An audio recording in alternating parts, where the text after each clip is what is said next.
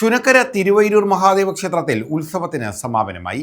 സ്വർണ്ണ കൊടിമര പ്രതിഷ്ഠയെ തുടർന്നുള്ള ഉത്സവമാണ് സമാപിച്ചത്. ആറാട്ടോടെയായിരുന്നു ഉത്സവത്തിന് സമാപനമായത്. ചുനക്കര തിരുവൈരൂർ മഹാദേവ ക്ഷേത്രത്തിലെ സ്വർണ്ണ കൊടിമര പ്രതിഷ്ഠയെ തുടർന്നുള്ള ഉത്സവത്തിനാണ് ആറാട്ടോടെ സമാപനമായത്.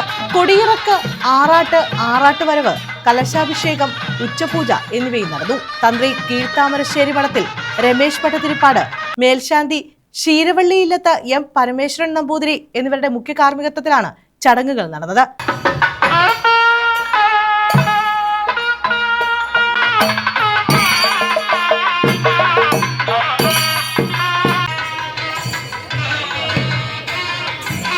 ആയിരക്കണക്കിന് ഭക്തർ ആറാട്ടുത്സവത്തിൽ പങ്കെടുക്കാനെത്തി.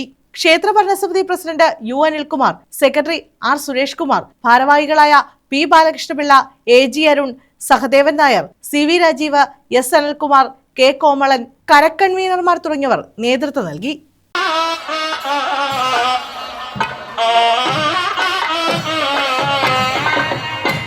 News bureau, Charummood.